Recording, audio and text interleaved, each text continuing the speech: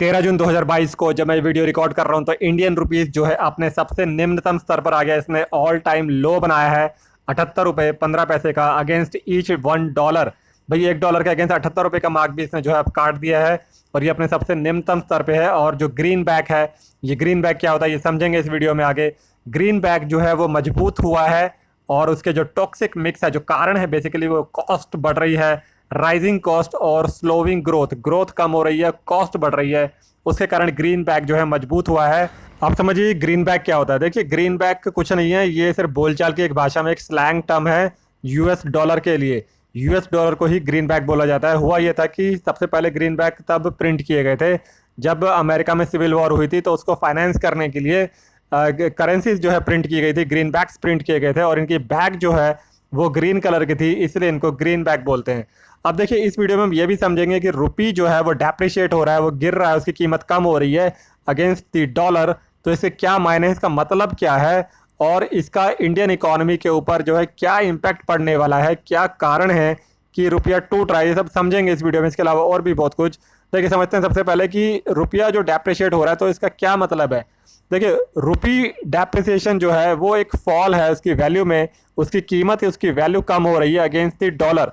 Simple भाषा में ये है।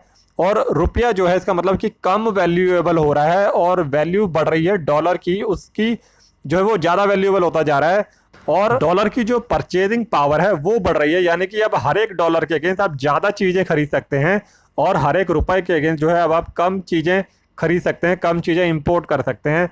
तो क्योंकि उसकी वैल्यू कम हो रही है। एग्जाम्पल के तौर पे $1 मान लो पहले 70 रुपये का होता था, अब वो 75 रुपये का हो गया। तो इसका मतलब कि डॉलर जो है एप्रिशिएट कर रहा है, उसकी कीमत बढ़ रही है और रुपी जो है डेप्रिशिएट कर रहा है। आप समझिए कि जो गिरता हुआ रुपया है उसका इंडियन इकोनॉमी के ऊपर क्या इम्पैक्ट पड़ेगा। देखिए इसका डायरेक्ट इम्पैक्ट तो ये पड़ेगा कि इससे महंगाई जो है देश में बढ़ जाएगी, इन्फ्लेशन इंक्रीज होगी।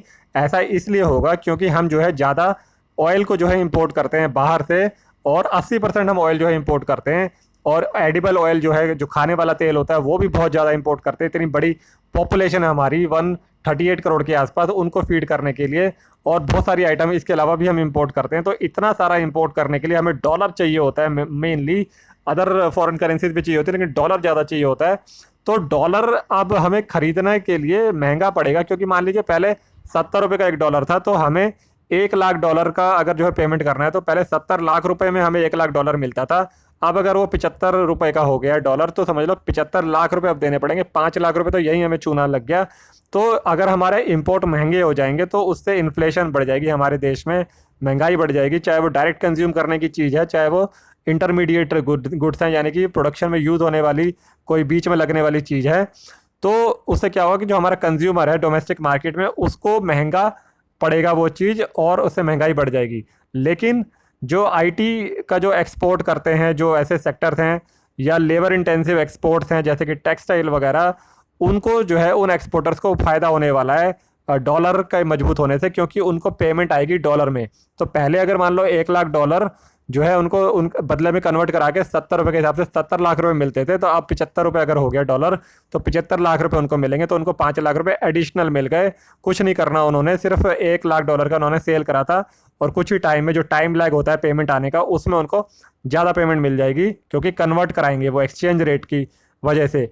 लेकिन ऐसे एक्सपोर्ट जिसमें आपको इंपोर्ट भी अच्छा खासा करना पड़ता है तो उनको ज़्यादा फायदा नहीं होगा। एग्जाम्पल के तौर पे इलेक्ट्रॉनिक्स हो गए, तो उनको जो है क्योंकि इंपोर्ट भी महंगा पड़ रहा है, एक्सपोर्ट में ज़्यादा पेमेंट आ जाएगी तो नॉक ऑफ हो जाएगा, तो ज़्यादा कुछ गेन उनको होगा नहीं। अब और कारण समझिए कि कारण क्या है रुपये के गिरने के। भाई डॉलर मजबूत हो रहा है। अब डॉलर ये तो ठीक है, डायरेक्ट समझ में आता है कि डॉलर मजबूत हो रहा है तो रुपया कमज़ोर हो रहा है, लेकिन डॉलर कई कारणों से मजबूत हो सकता है। क्योंकि जो है उनको जो इन्वेस्टर्स हैं वो जो अपने ही देश में अमेरिका के अंदर, उनको जो है सेफ्टी चाहिए, सिक्योरिटी चाहिए, क्योंकि वॉर भी चल रही है और वर्ल्ड वाइड फूड की क्राइसिस चल रहे हैं, इन्फ्लेशन चल रही है, कई सारे कारण हैं। तो वो चाहते हैं कि उनका पैसा सेफ रहे, उनकी कैपिटल सेफ रहे। तो डॉलर की डिमांड जो है वहाँ पे मजबूत है, इसलिए वो डॉलर स्ट्रांग हो रहा है। और एफआईआई जो हैं यानी कि फाइनेंशियल इंस्टीट्यूशंस, वो कंटिन्यूसली जो है सेलिंग कर रहे हैं वर्ल्ड वाइड मार्केट में, एशियन मार्केट से, यूरोपियन मार्केट से पैसा निकाल रहे हैं। ये भी एक कारण है कि डॉलर ज़्यादा निकल रहा है। तो जब डॉलर बाहर जाएगा तो उस कंट्री की डोमेस्टिक जो करेंसी है उसने नीचे गिरना ही गिरना है। और देखिए कारण ये भी है कि जो रिस्क अवर्जन है ग्लोबल मार्केट में, हर कोई जो रिस्क अवॉइड करना चाहता है, अपने पैसे को सेव करना चाहता है, वो भी एक कारण है। और ग्लोबली जो है वीक सेंटिमेंट्स हैं, एशियन और यूरोपियन करेंसीज दोनों ही जो है नीचे गिर रही हैं, तो रुपया भी उसका एक पार्ट है वो भी नीचे जा रहा है। और ग्लोबली जो है क्रूड ऑयल के कीमतें जो है बहुत ज़्यादा बढ़ रही हैं। और हो क्या रहा है कि जो जो वॉर चल रही है उसके कारण ऑयल की कीमतें बढ़ रही हैं, और जो मिडल ईस्ट की जो कंट्रीज़ हैं जो ऑयल प्रोड्यूस करती हैं वो इतना प्रोडक्शन कर नहीं पा रही हैं, तो ग्लोबली ऑयल महंगा हो रहा है। इस वजह से भी डॉलर जो है मजबूत हो रहा है, और बाकी की कंट्रीज़ की जो करेंसी हैं वो वीक हो रही है, क्योंकि हर चीज़ डॉलर में ही लगभग परचेज की जाती है। डॉलर ही जो है लीडिंग ट्रेडिंग एक करेंसी है वर्ल्ड वाइड, तो उसकी डिमांड हर कोई कर रहा है, इसलिए वो डॉलर जो है मजबूत होता जा रहा है। और एफआई जो है पैसा निकालते जा रहे हैं एशियन मार्केट से, यूरोपियन मार्केट से, तो जिस कंट्री से पैसा निकालते हैं उस कंट्री की डोमेस्टिक मार्केट लो हो जाती है। एक कारण ये भी है कि जो 10 साल की जो बॉन्ड की यील्ड है वो पिछले 3 साल में सबसे हाईएस्ट हैं, तो इसलिए इन्वेस्टर जो है अपना पैसा वहाँ रखना चाहते हैं जहाँ पे सेफ़ है, बॉन्ड सबसे सेफ़ माने जाते हैं यूएस के अंदर जो है। और यूएस में इन्फ्लेशन का डाटा भी जो दिखा रहा है कि इन्फ्लेशन बढ़ रही है वहाँ पे, तो वहाँ पे जो फेड है, फेडरल रिजर्व है, वो उसको कंटेन करने के लिए जो है इंटरेस्ट के रेट्स बढ़ा रहा है ताकि इन्फ्लेशन को कंट्रोल कर सके। अब इन्फ्लेशन को कंट्रोल करने के लिए जब इंटरेस्ट रेट बढ़ाए जाते हैं तो ज़्यादा इंटरेस्ट जब इन्वेस्टर को मिलेगा तो वो वहीं पे पैसा रखना चाहेगा, रादर दैन कि वो एशियन मार्केट में रखे जहाँ पे कि रिस्क ज़्यादा है। अब चाइना के अंदर जो है डिमांड कम है, रिसेशनरी कंडीशन चल रही हैं, इन्वेस्टर जो है वो वरीड है, लेकिन बावजूद इसके डॉलर जो है वो 120 के पार है। तो समझिए कि अगर चाइना के अंदर डिमांड पिकअप करती है तो डॉलर कहाँ पहुँच जाएगा। और जो है 40 साल का जो डाटा है यूएस सीपीआई का, ये सीपीआई क्या होता है ये भी समझेंगे, वो जो है 8.5% से ऊपर चल रहा है। इसकी वजह से फेडरल रिजर्व के ऊपर जो है काफ़ी प्रेशर है, और वो जो है मॉनेटरी टाइटनिंग कर रहा है इन्फ्लेशन को कंट्रोल करने के लिए, और इंटरेस्ट रेट बढ़ा रहा है। अब ये कंज्यूमर प्राइस इंडेक्स क्या होता है ये समझिए कि ये मेजर करता है कि चेंज कितना हुआ है प्राइस में, जो कि गुड्स एंड सर्विसेज हम खरीद रहे हैं over a period of time, उसमें कितना चेंज आ रहा है, ये कंज्यूमर प्राइस इंडेक्स मेजर करता है। इसको बोलते हैं उपभोक्ता मूल्य सूचकांक, और भारत में जो है इसी को ही यूज़ करा जाता है। पहले WPI यूज़ करा जाता था, यानी कि थोक मूल्य सूचकांक। WPI के बाद जो है CPI को लेकर के आया गया, क्योंकि CPI में ही सर्विसेज को भी जो है मेज़र करा जाता है, जबकि WPI में सर्विसेज को, सेवाओं को जो है मेज़र नहीं करा जा सकता था। इसलिए अब ये CPI कौन इशू करता है भाई इंडिया में? इंडिया के अंदर जो है ये ministry of statistics and programme implementation के अंडर एक नेशनल स्टैटिस्टिकल ऑफिस होता है, इसके अंडर आती है प्राइस स्टैटिस्टिक्स डिवीज़न। ये जो है इस तरह का डाटा कंपाइल करता है CPI से रिलेटेड।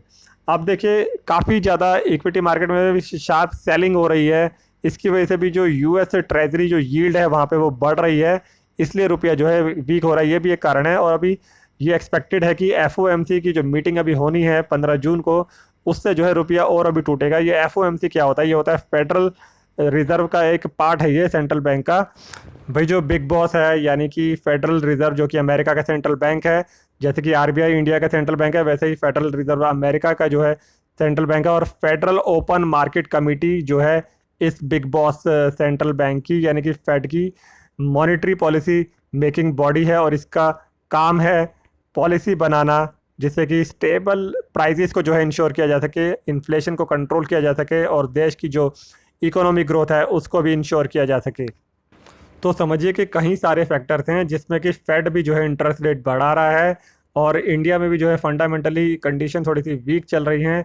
इसके ऊपर इंडियन रुपी के ऊपर प्रेशर है, ऑयल भी जो है क्रूड ऑयल वो काफ़ी महंगा होता जा रहा है, तो मल्टीपल फैक्टर्स हैं। तो इस बीच जो है RBI के ऊपर जो है अभी एक चैलेंज है। अभी तक RBI ने जो है अच्छा खासा काम किया है, अब आगे भी उसको जो है इंश्योर करना है कि रुपी को जो है एक स्टेबिलिटी प्रोवाइड कर सके, सो दैट कि हमारा जो फॉरेन करेंसी रिजर्व है उसको भी जो है एक लेवल पे मेंटेन किया जा सके, जो कि $600 बिलियन के ऊपर है, उसके ऊपर ही जो है वो सेफ रहता है।